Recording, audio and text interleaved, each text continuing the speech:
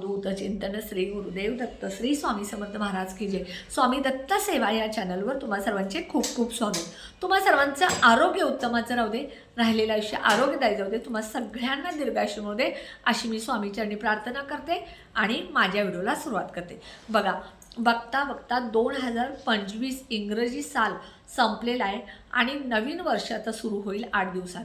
आणि हे 2026 साल जे आहे ते सूर्याचं आहे, त्यामुळे सगळ्यांना अतिशय शुभ जाणारं हे वर्ष आहे। आणि सगळ्यात महत्त्वाचं, ह्या वर्षी आपल्याला काही गोष्टी पॉझिटिव्ह करायच्या आहेत आणि आपण पॉझिटिव्ह जर राहिलं, मॅनिफेस्टिंग पॉझिटिव्ह केलं तर आपल्याला नक्की ह्या गोष्टी मिळत असतात। हा माझा स्वतःचा अनुभव आहे। सगळ्यात पहिल्यांदा 2026 हे जे वर्ष आहे हे इंग्रजी महिन्यापासून सुरू होते। आपण आपल्या हिंदू धर्मामध्ये मार्चपासून नवीन वर्ष सुरू करत असतो, पण आता बघा, पूर्वीपासून आता बरेच काळ लोटलेला आहे की आपण इंग्रजी महिन्याचंच कॅलेंडर यूज करत असतो। हे कॅलेंडर आपण ज्यावेळेला वापरत असतो त्यावेळेला कालनिर्णय वापरा, महालक्ष्मी वापरा किंवा तुमचं स्वामी समर्थ महाराजांच्या दिंडोरी प्रणित केंद्रातलं वापरा। कारण ही जी कॅलेंडर आहेत त्या कॅलेंडरमध्ये बाकीच्या काही गोष्टी नसतात, पण जी तुम्ही बँकेत जे असतात ते कर्जाचं लिहिलेलं असतं, बाकीच्या गोष्टी व्याज हे ते लिहिलेलं असतं, त्याचा परिणाम आपल्या घरावरती होत असतो। म्हणून वेगळी चित्र असणारं, वेगळं काय असणारं कॅलेंडर न वापरता ही कॅलेंडर वापरत जा। आणि दुसरी गोष्ट, आता बघा, सर्रास लोकांच्या घरामध्ये मोबाईलमध्ये कॅलेंडर काढणं, मोबाईलमध्ये घड्याळ बघणं हे तर असू देच, पण एखादं का असना छोटं घड्याळ, एखादं का असना छोटं कॅलेंडर तुम्ही तुमच्या घरामध्ये लावायचं। कारण आपला रोजचा दिनक्रम आपल्या घड्याळाकडे बघून होत असतो। वेळ आणि दिवस हा कॅलेंडर आणि घड्याळावर अवलंबून असतो, म्हणून आपल्या घरामध्ये कॅलेंडर आणि घड्याळ असावं। आता कॅलेंडर कोणत्या दिशेला लावायचं? पूर्व भिंतीला लावा, पश्चिम भिंतीला लावा, उत्तर भिंतीला लावा।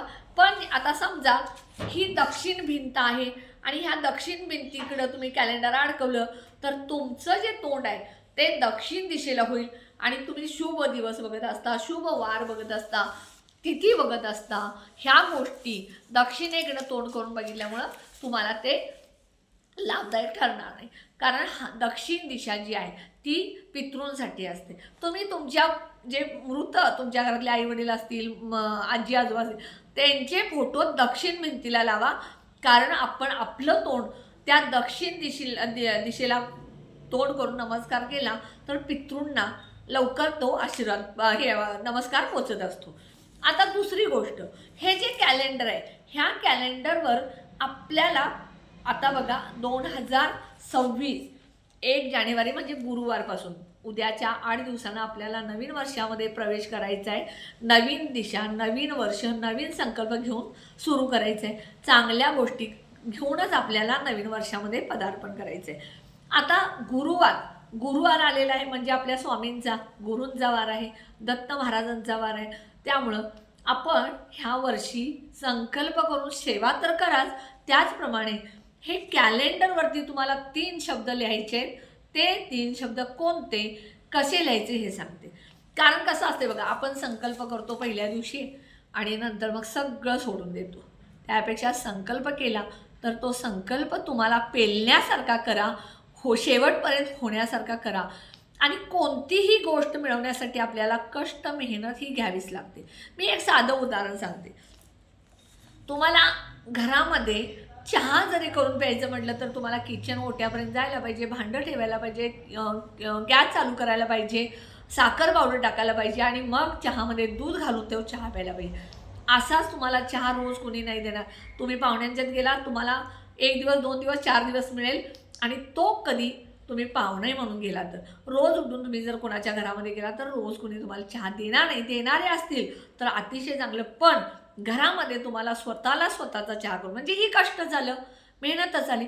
तशाच पद्धतीनं ह्या नवीन वर्षात जो तुम्ही संकल्प करणार आहे तो संकल्प स्वतःचा पूर्ण करण्यासाठी तुम्ही मेहनत करा, कष्ट करा, झगडा।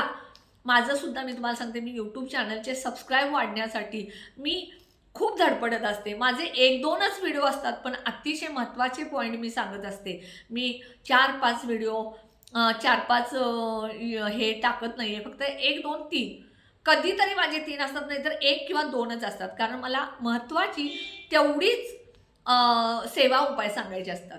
आणि मी ह्यासाठी जसं धडपडते तसं तुम्ही सुद्धा मुलं असतील, मुलाने अभ्यास करण्यासाठी धडपडावं, नोकरी मिळण्यासाठी तुम्ही धडपडावं, किंवा तुमच्या घरामध्ये व्यवसाय असेल, काय असेल, व आजारी व्यक्ती असेल ते बरं होण्यासाठी पॉझिटिव्ह राहावं. कुठलीही गोष्ट म्हणजे कोणतीही गोष्ट असू दे ती मिळवण्यासाठी पहिल्यांदा तुम्ही पॉझिटिव्ह राहायचं.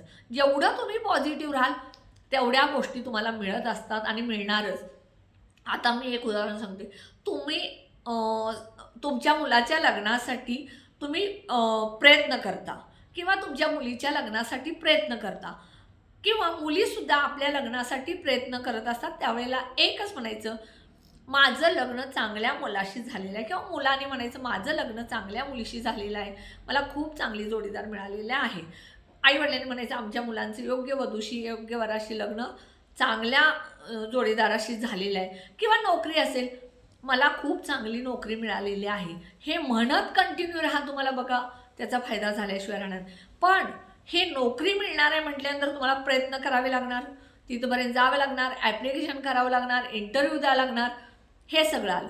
लग्न म्हटलं की तुम्हाला बायोडाटा काढावा लागणार, 4 पाहुण्यांना सांगावं लागणार, वधू वर मेळाव्यामध्ये जावं लागणार. ह्या सगळ्या गोष्टी कष्ट करून मिळत असतात. त्यासाठी तुम्हाला सांगते कष्ट हे असतातच. आता हा विषय झाला. दुसरं, हे जे कॅलेंडर आहे ह्या कॅलेंडरवरती हिरव्या पेनं तुम्हाला 3 गोष्टी करायचे. सगळ्यात पहिल्यांदा नवीन वर्षाच्या पहिल्या दिवशी किंवा आदल्या दिवशी पहिल्यांदा इथे हिरव्या पेननं श्री स्वामी समर्थ हे बघायचं. मी लिहिलेलं आहे श्री स्वामी समर्थ असं लिहायचं. ह्या बाजूला श्री कुलदेवी प्रसन्न, श्री तुळजाभवानी प्रसन्न. आता माझी कुलदेवी कुठली आहे? तुळजाभवानी. तुमची रेणुका माता असेल तुम्ही रेणुका लिहा, महालक्ष्मी असेल महालक्ष्मी लिहा, तुमची जी कुलदेवी आहे ती लिहा. त्यानंतर इतमध्ये हळदीचं स्वस्तिक काढायचं.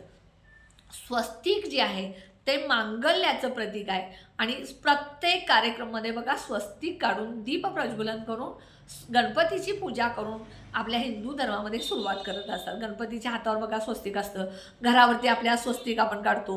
ह्या सगळ्या गोष्टी, स्वस्तिक म्हणजे मांगल्याचे प्रतीक, आणि जर स्वस्तिक काढलं तर आपलं घरामध्ये सतत मंगलमय वातावरण राहत असतं. मग काय करायचं, हळद घ्यायची एका वाटीमध्ये, त्यामध्ये जरा गंगाजल गुलाबजल घालायचं, थोडंसं गोमूत्र घालायचं, ओली करायची, अगरबत्ती हे जी तुळशीची काडी घ्यायची, माचीसमधली काडी घेऊ नका, किंवा बर्ड्स असतात कानात घालायचे ते घ्या कापूस. त्यानं तुम्ही इथे स्वस्तिक काढायचं. स्वस्तीच्या दोन्ही बाजूला 2-2 रेषा म्हणजे सीमारेषा, आणि मध्ये टिपके द्यायचे. हे हळदीचं स्वस्तिक झालं. आणि त्यानंतर तिसरी महत्त्वाची गोष्ट म्हणजे इथे कुठेही तुम्ही ह्या भागात कुठल्याही कॅलेंडरवरच्या बाजूला तुमची इच्छा लिहायची. कोणती इच्छा? आता तुमच्या लग्नाचं असेल, मुलांनी आईनं वडिलांनी कुणीही केलं तरी चालेल, मुलांनी केलं चालेल, कुणीही हा उपाय करू शकतं. तर काय लिहायचं बघा. आता मुलगा जर स्वतः करत असेल हा उपाय तर त्यांना लिहायचं माझं लग्न 2026मध्ये चांगल्या वधूशी झालेलं आहे, किंवा नोकरी असेल मला 2026मध्ये नोकरी लागलेली आहे. 2026 म्हणू नका फक्त मला नोकरी लागलेली आहे, मला माझं लग्न झालेलं आहे, माझा व्यवसाय सुरू झालेला आहे, माझा व्यवसाय वाढलेला आहे, माझ्या घरामधला आजारपण सगळं दूर झालेलं आहे, आमच्या घरातली भांडणं पूर्ण बंद झाली. म्हणजे तुम्ही हे पॉझिटिव्ह बोलायचं, पॉझिटिव्ह लिहायचं, आणि ते लिहिलेल्या वाक्याला तुम्ही गोल करायचं. हे सगळं फक्त आणि फक्त हिरव्या पेननं करायचं. हे प्रत्येक महिन्याच्या 1 तारखेला प्रत्येक पानावरती करायचं, आणि दिवसातून ज्या ज्या वेळेला वेळ मिळेल त्या त्या वेळेला तुम्ही त्या जे लिहिलाय इच्छा त्या इच्छेकडे बघून पॉझिटिव्ह राहायचं. बघा तुमच्या घरात जे काय तुमच्या मनात आहे ती इच्छा 100% नव्हे 1000% पूर्ण होईल. इतका खात्रीशीर हा कॅलेंडरचा उपाय आहे. नवीन वर्षात नवीन कॅलेंडर, नवीन दिशा, नवीन इच्छा, नवीन संकल्प करा, आणि त्यासाठी तुम्ही स्वतःही त्यामध्ये स्वतःला झोकून द्या. तुमच्या इच्छा नक्की पूर्ण होतील. स्वामी समर्थ महाराज जिथे आहे तिथे तुम्हाला कशाचीच कमी नाही. कारण स्वामींचं वाक्यच आहे बघा, नेहमी मी तुझ्या पाठीशी आहे. आणि नेहमी खरंच स्वामींशी बोला, स्वामींशी सांगा, स्वामींना बोला, स्वामी चला आपल्याला आज हे करू, स्वामी आज आपण हे करायचं आहे, स्वामी तुमच्यामुळं मी आहे. स्वामींना सांगा, तुम्ही तुमच्या चरणाजवळ घेतलंय ना तुम्ही तुमच्या चरणाजवळ मला घेतलंय, कारण माझी तेवढी पात्रता आहे म्हणून तुम्ही घेतलंय. तुम्ही तेवढ्या पात्रतेचे मला केलंय. माझ्याकडून तुम्ही सेवा करून घेताय, माझं रक्षण तुम्ही करताय, हे तुमच्यामुळे आहे. हे स्वामींना बोला. बघा तुमच्या आयुष्यात कधीच. त्याचप्रमाणे कुलदैवत कुलदेवीला सुद्धा विसरू नका. हे करत असताना सगळ्यात अतिशय महत्त्वाचा शेवटचा विषय म्हणजे आईवडिलांना कधीही दुखवू नका.